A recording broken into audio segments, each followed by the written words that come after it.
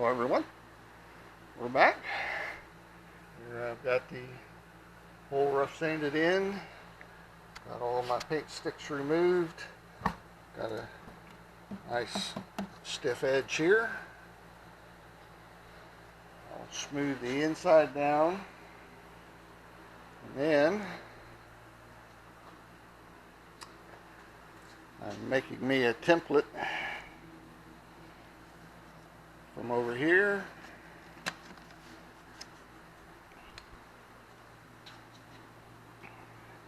And lay it out on this piece of fiberglass that I purchased.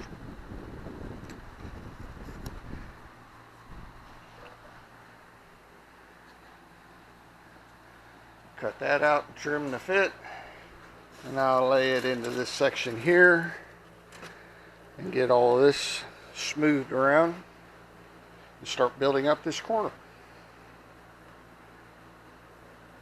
On to making more noise and dust.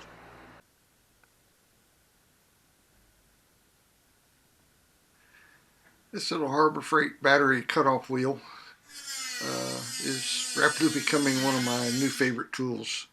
This is not a promotion. I shop at Harbor Freight just because they're down the street.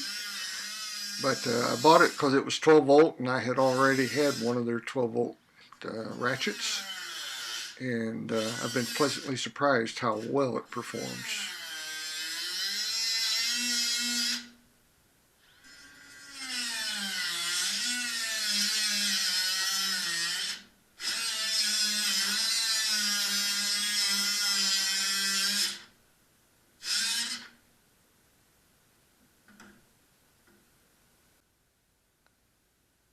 This is another little tool that I had bought a long time ago at a flea market. And, it's been sitting around for a long time. It's doing a good job sanding, doing just what I want, but the belts have sat for so long. I mean, it's got to be 10-year-old belts. They kept breaking on me, but I had more belts.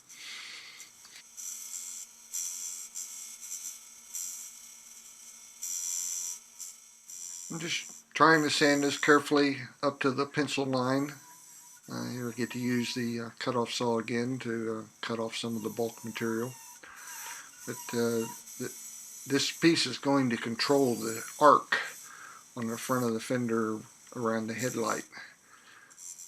By having this the proper arc that I copied from the other side, it'll be supporting the damaged fiberglass and should keep everything in place nicely. And here's a little sidebar on handmade English cars. I made this template. As you can see, fits here pretty good for this side. And I cut out this piece matching the template. Got the curve here and there. But when I put this piece in the right hand side of the car, you can see here it's not the exact same shape. Both in the length and the angle. It's not a big deal, but just goes to show when they say something's handmade, that doesn't always mean better.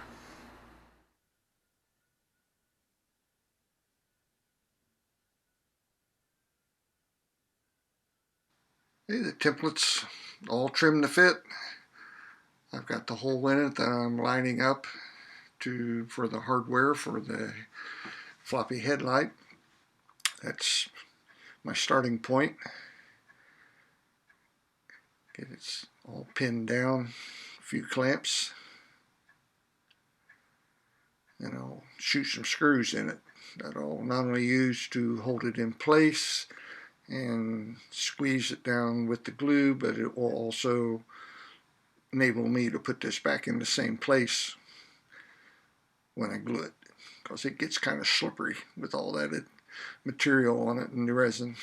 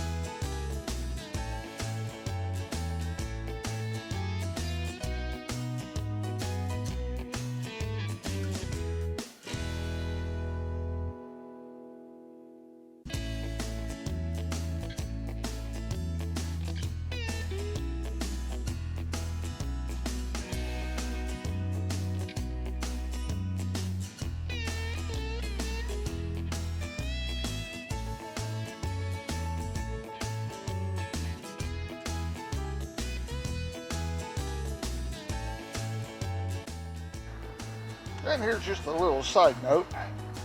My neighbor got a hold of me and said he had a squeaky noise coming from under his wife's car. So we diagnosed it down and checked it and found that it was a universal joint. And all of this dust is rust. So a little side job for the neighbor and all should work out. Yeah, all the prep work's done. Now it's time to commit and glue this piece in. This is the key piece. It's right in there that supports the headlight mechanism and right in the same area that the hood hardware is.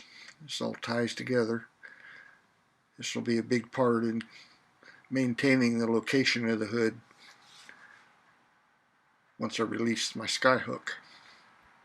So things are looking good. All the pre-fit's done. Just glue her up.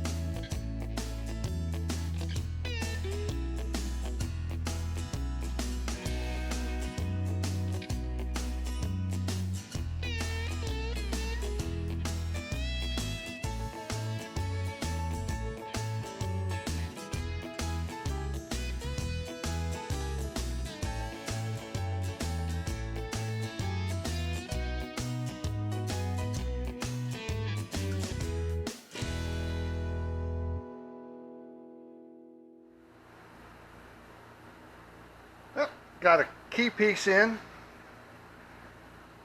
Got these first part of tying these front to back. Got the hole located for the headlight mounting hardware. I've taken a straight edge and laid it across here. Curve looks good. The alignment this way looks good. So, as I said the other day, you got a bunch of momentum going, but it's time to stop. Got to let it dry overnight. But that is the way it takes, and we'll start filling in this hole. So once again, thanks for watching. We'll see what we can do on the next one.